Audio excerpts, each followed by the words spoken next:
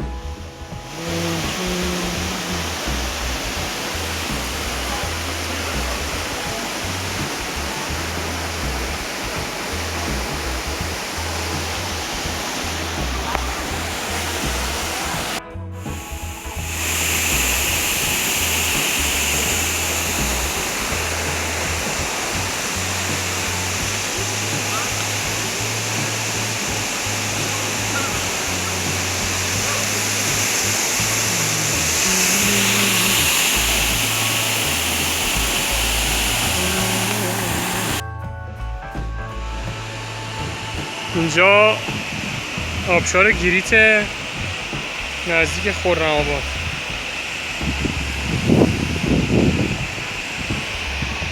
آبشار گیریت یا هفت چشمه.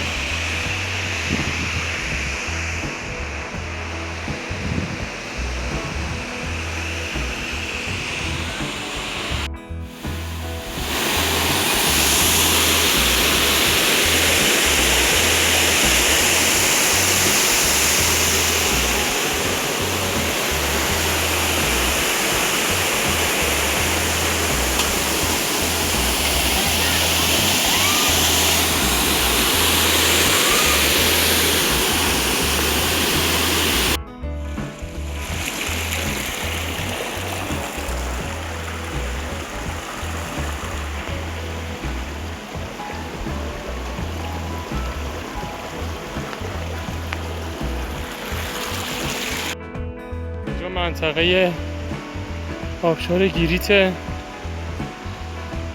نزدیک خرم‌آباد، نزدیک آبشار چکان، آبشار ببخشید بیشه.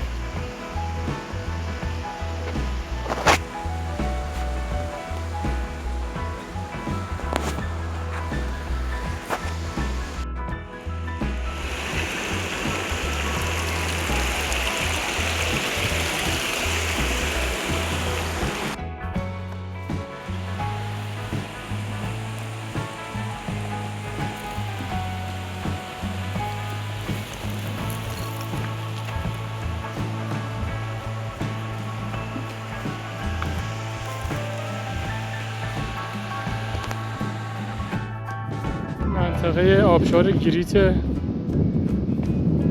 خرم‌آباد. من خیلی از آبشار دور شدم، پیاده اومدم.